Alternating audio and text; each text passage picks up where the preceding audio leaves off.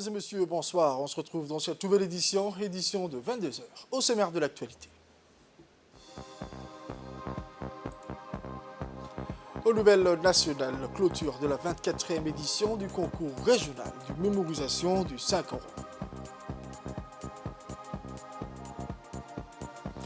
En Afrique, au Zimbabwe, le Zimbabwe déclare l'état de catastrophe dû au phénomène El Niño.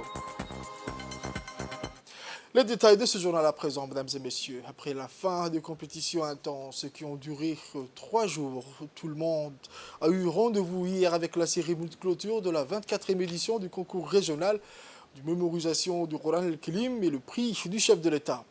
Comme à l'accoutumée, cet événement annuel a été présidé par le ministre des Affaires musulmanes, M. Moumin Hassan Barre, en présence de plusieurs membres du gouvernement et du comité du jury. Des hauts fonctionnaires du ministère ainsi qu'un certain nombre d'imams et des prédicateurs ont également assisté à cette cérémonie haute aux couleurs. Ce concours coranique organisé pendant le mois de Ramadan par le ministère des Affaires musulmanes et des biens Waqf a regroupé cette année des candidats des pays voisins tels que la Somalie, l'Éthiopie, le Yémen, le Kenya, l'Ouganda, la Tanzanie, les Comores ainsi que Djibouti, le pays hôte et organisateur. Au cours des 3 derniers jours, les candidats ont concouru sur les 3 niveaux de la compétition en mémorisant le Coran al-Karim, à savoir les 30, 20 et 10 chapitres.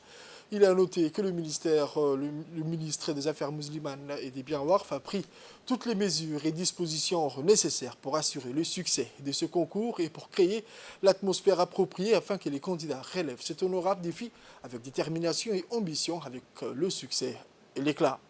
Il convient de mentionner aussi que Cheikh Abdelrahman Dandawi a animé cette occasion avec des chants religieux où les participants ont réagi avec un grand enthousiasme.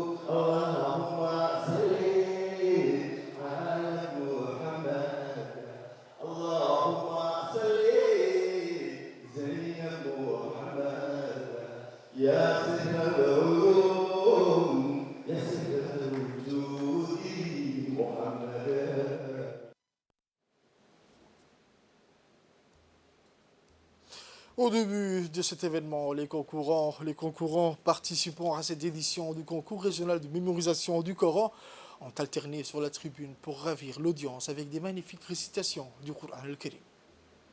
أعوذ بالله من الشيطان الرجيم بسم الله الرحمن الرحيم وبالحق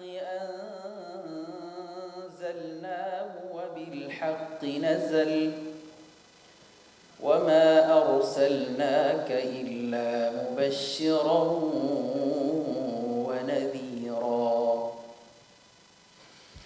وقرآنا فرقناه لتقرأه على الناس على مكث ونزلناه تنزيلا أعوذ بالله من الشيطان الرجيم أقم الصلاة لدلوك الشمس إلى غسق الليل وقرآن الفجر إن قرآن الفجر كان مشهودا ومن الليل فتهجد به نافلة لك عسى أن يبعثك ربك مقاما محمودا أعوذ بالله من الشيطان الرجيم إن في خلق السماوات والأرض واختلاف الليل والنهار واختلاف الليل والنهار لآيات لأولي الألباب الذين يذكرون الله قياما وقعودا وعلى جنوبهم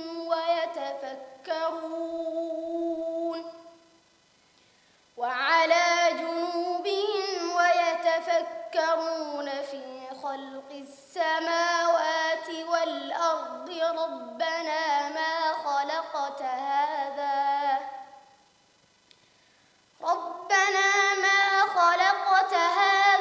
باطلا سبحانك فقنا عذاب النار.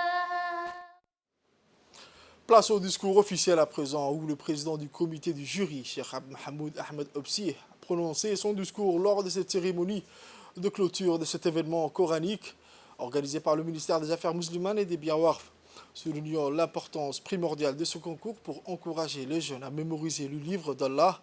Il a noté que cette édition de ce concours a rassemblé des participants de la région, de la Somalie, de l'Éthiopie, du Yémen, du Kenya, de l'Ouganda, des Comores, de la Tanzanie, ainsi que Djibouti qui était le pays hôte et organisateur. Ils ont concouru, a-t-il indiqué, à différents niveaux de la compétition qui bénéficie depuis 1999 sous le patronage du président de la République, El Hadj Ismaël Omar Guelleh. Le ministre des Affaires musulmanes et des Biens Warf, M. Momin Hassan Barre, a quant à lui souligné dans son discours l'importance tangible de cette occasion consacrée à honorer les lauréats du 24e concours régional de mémorisation du Saint-Coran et le prix du chef de l'État, organisé par son département ministériel sous le patronage du président de la République, son Excellence El Hadj Ismaël Omar Guelleh. Il a souligné que ce soutien et cet intérêt confirment sans aucun doute le lien profond entre le peuple djiboutien et la mémorisation et la récitation du Coran al-Karim. Le ministre a affirmé également que le concours du chef de l'État est devenu, grâce à Allah, le centre d'attention à Djibouti et dans les pays voisins. M. Momin Hassan Barre a ainsi saisi cette occasion pour féliciter les jeunes lauréats pour les excellents résultats obtenus lors de la compétition, soulignant également que l'intérêt croissant pour cette compétition dans la Corne de l'Afrique, en Afrique de l'Est et dans la région du sud de la mer Rouge reflète les réalisations cumulées et les fruits récoltés au cours des 2 dernières décennies. Il a noté ainsi que son département ministériel veille à ce que notre pays se distingue dans les compétitions coraniques régionales et internationales.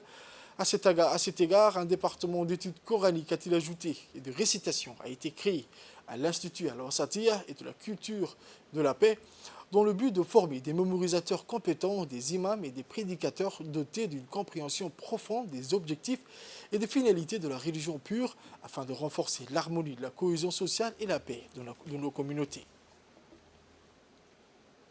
Cette cérémonie grandiose s'est finalement conclue par la remise des prix aux premiers lauréats des 3 niveaux de cette compétition, pour laquelle plusieurs semaines de préparation ont été nécessaires afin de contribuer à la préservation de l'héritage de l'islam et à la transmission des valeurs et des moralités véhiculées par le Coran aux nouvelles générations. Et le ministre Momin Hassan Barre et les autres ministres ont remis des prix précieux aux premiers lauréats comme M. Youssef Ahmed Abbas de Djibouti, qui a remporté la première place au premier niveau de 30 chapitres. Mohamed Fadi du Yémen, vainqueur du premier prix au deuxième niveau de 20 chapitres. Amin Abdelkader Mohamed d'Éthiopie, gagnant de la première place au troisième niveau de la compétition, le 10 chapitres. Rappelons que le président de la République, son Excellence El Hadj Ismaël Omar Guelleh, a reçu ces 3 lauréats à sa résidence dans le quartier de Haramous, où il leur a offert des cadeaux précieux et les a félicités pour leur victoire aux premières places de la compétition organisée par le ministère des Affaires musulmanes et des Biens Warf chaque année pendant le mois béni du Ramadan.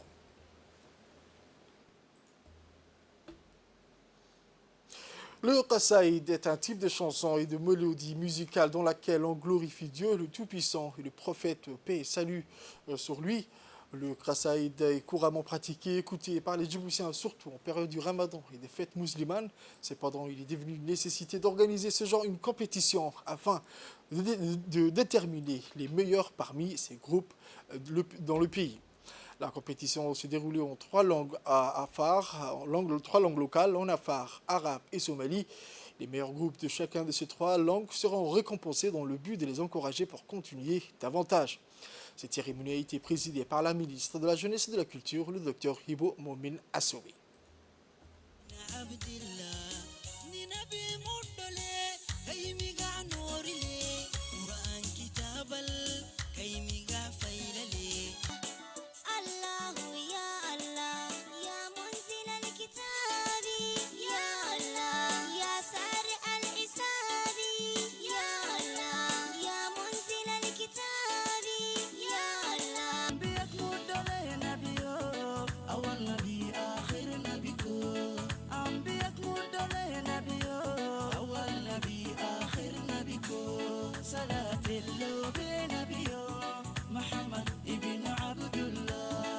الله أكبر الله والله أدا أحدا أدانا مركاغ عدول كرين الله والله أدا أحدا أبورك كبيري أبو لغيابو الله والله أدا أحدا. Pour sa part, la ministre a souhaité dans son intervention la bienvenue à tous ces groupes participants à ces concours. Il les a exhortés à aller de l'avant, même s'ils ne sont pas qualifiés. Au final, elle a félicité toutes les prestations de Rassaïd de ces groupes. Toujours la ministre de la Jeunesse et de la Culture, Dr Hibo Momin Assoui, accompagné de ses proches collaborateurs, a répondu favorablement à l'invitation du comité pour le développement de Mouloud pour se rendre dans la localité de Mouloud, dans la région de Dikil, dans l'après-midi du jeudi 4 avril 2024. À son arrivée à Mouloud, la ministre a été chaleureusement accueillie par les autres autorités de la région, notamment le préfet, M. Hassan Abdiroble, le président du conseil régional, M. Mahd Hussein, le sous-préfet de Mouloud, le président du comité de développement de Mouloud, les élus régionaux, le colonel de l'armée Eriadé, les hauts cadres de la région, les mouvements associatifs, entre autres. En compagnie des autorités régionales, la ministre s'est rendue sur la plateforme sportive de la localité pour lancer successivement les finales des tournois du Ramadan de football et du pétanque organisés par le CDC de Mouloud. Après avoir assisté à ces finales passionnantes, la ministre de la Jeunesse et de la Culture, en présence à ses côtés, les hautes autorités de la région a eu une rencontre enrichissante avec le comité de développement de Mouloud et les mouvements associatifs de la jeunesse de la sous-préfecture de Mouloud. Enfin, la visite s'est clôturée par une cérémonie émouvante de remise des prix du tournoi de Ramadan, un événement sportif organisé sur l'étendue du territoire djiboutien pendant le mois béni de Ramadan.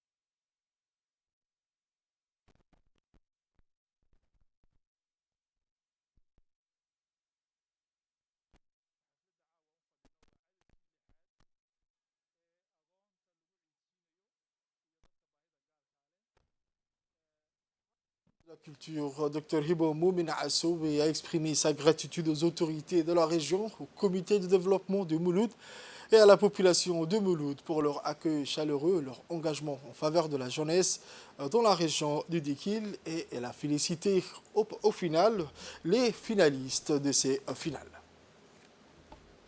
Suite aux intempéries exceptionnelles qui ont frappé la capitale cette semaine, l'agence djiboutienne des routes, ADR, a rapidement réagi en lançant un ambitieux programme de réhabilitation d'urgence des principales voies de circulation empruntées par le transport en commun.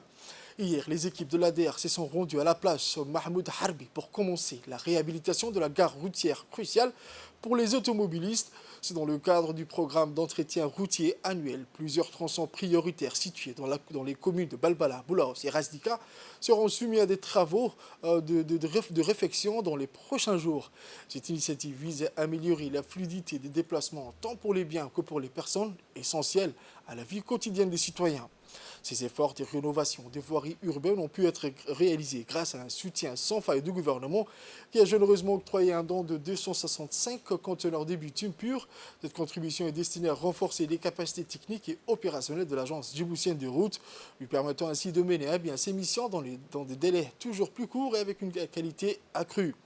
Les usagers des transports en commun et les automobilistes présents ont exprimé leur reconnaissance et leur confiance envers les équipes de l'ADR, conscients des bénéfices à long terme que ces travaux apporteront.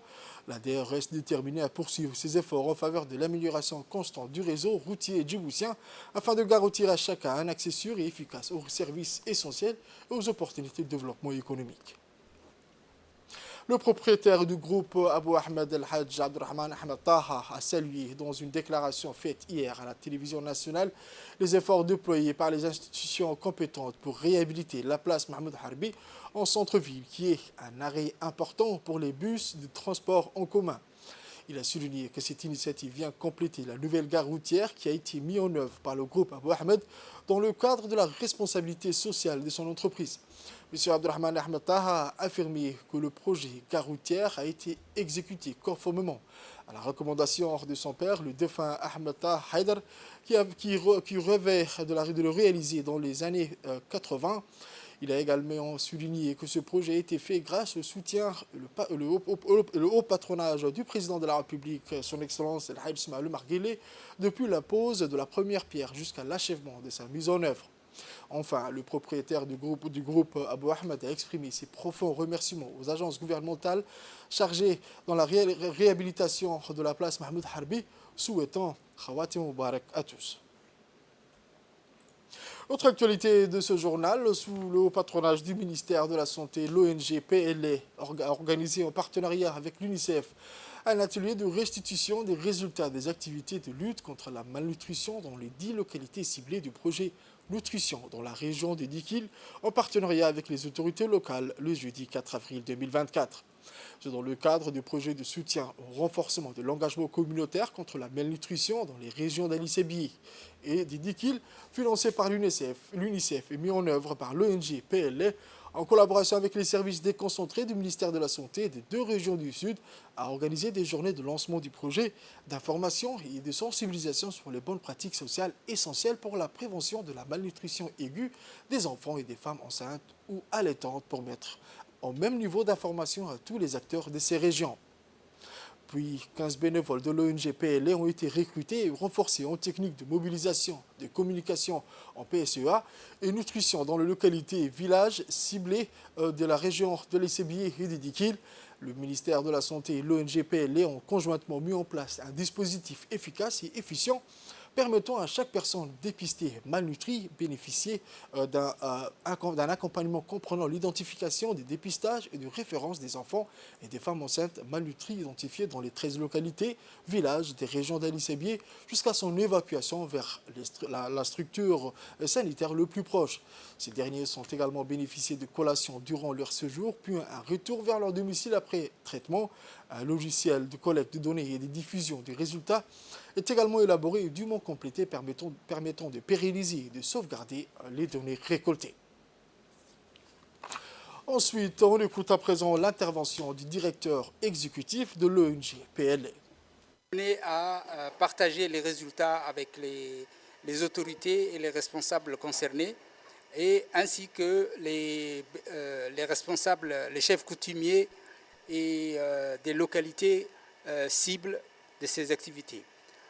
En termes de résultats, nous avons pu, avec l'équipe médicale qui a été mobilisée par Dr Jama, nous avons pu dépister pour les enfants de moins de 5 ans près de exactement 1117 enfants de moins de 5 ans ont été diagnostiqués, dépistés. Ceux qui ont été dépistés malnutris sévères ont été soit pris en charge dans le poste de santé de la localité, soit acheminés à l'hôpital, le CMH de Dikil, et pris en charge par les équipes spécialisées. Ce travail a été fait de façon collaborative avec l'équipe médicale et à sa tête le Dr Jama, et nous avons pu couvrir 10 localités avec bien sûr pour chaque localité 2 dépistages au moins ont été faits, et un 3e dépistage a été fait également pour les 10 localités au début du mois de mars. Également, les femmes et les enfants ont bénéficié de vaccination, de rappel, de mise à jour de leur vaccination. Bien sûr, d'abord un contrôle de l'état vaccinal et ensuite vaccination pour ceux qui n'étaient pas à jour. Et également pour les enfants de supplémentation en vitamine A et de fer folding pour les femmes enceintes. Bien sûr, ce travail, nous avons mobilisé 10 agents communautaires de santé qui ont travaillé avec les chefs coutumiers pour mobiliser les familles à bénéficier des soins et des prestations de l'équipe médicale qui a été mobilisée tout au long de cette période. Je pense que par rapport aux cibles et aux résultats attendus, nous avons atteint les résultats qui étaient demandés et nous sommes satisfaits au niveau de PLA du travail qui a été fait avec l'équipe médicale et les chefs coutumiers de chaque localité. Fait divers de ce soir, en effet, suite à des renseignements recoupés, les enquêteurs de la brigade des quartiers 6-7 ont mis la main sur 3 individus qui s'est livré à la contrefaçon des billets de banque afin de les écouler sur le marché national. Les perquisitions effectuées ont permis la découverte d'une somme numéraire de 567 000 francs de Djibouti composée de faux billets de 10 000, de 5 000 et de 2 000 francs de Djibouti ainsi qu'une imprimante couleur laser. Cette bande organisée ciblait prioritairement les vendeuses de cartes et autres commerces avec forte influence et surtout en cette période de préparation des festivités de l'Aïd. Vu la complexité de l'affaire, la section de recherche et de documentation a été saisie. Les auteurs présumés ont reconnu les faits qui les ont été reprochés. À l'issue de l'enquête diligentée, ils ont été déférés devant le procureur de la République avant d'être écroués à la prison civile de Gabon. Il est à rappeler que la contrefaçon des billets est un crime passible de 20 ans de réclusion criminelle et 50 millions de francs d'amende. Il est également utile d'informer les commerçants de la place de faire attention à l'authenticité du billet en vérifiant les critères de sécurité de base.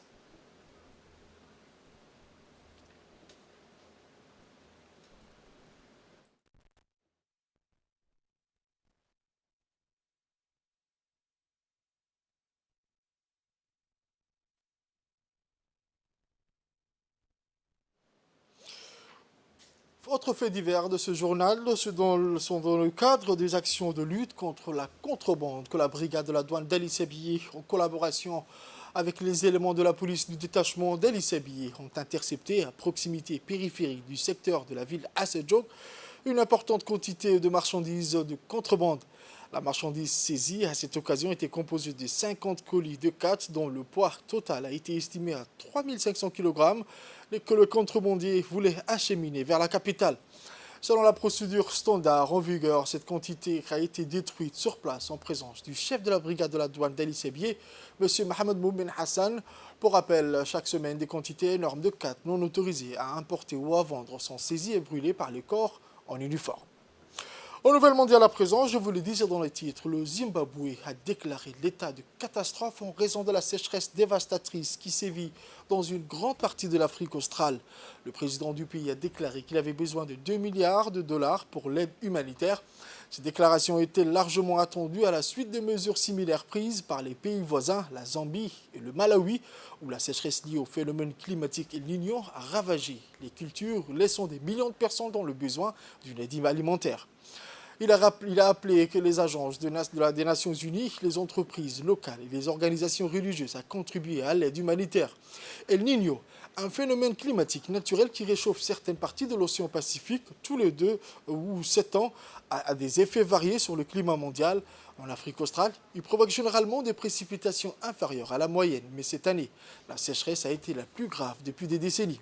Le Zimbabwe, qui était autrefois une puissance agricole régionale et exportateur de céréales, s'est de plus en plus tourné vers les agences d'aide ces dernières années pour éviter une famine massive due à des conditions climatiques extrêmes telles que les vagues de chaleur et des inondations. C'est tout pour ce journal de 22h, mesdames et messieurs. Merci à vous de l'avoir suivi et restez avec nous pour la suite du programme sur Télé Djibouti.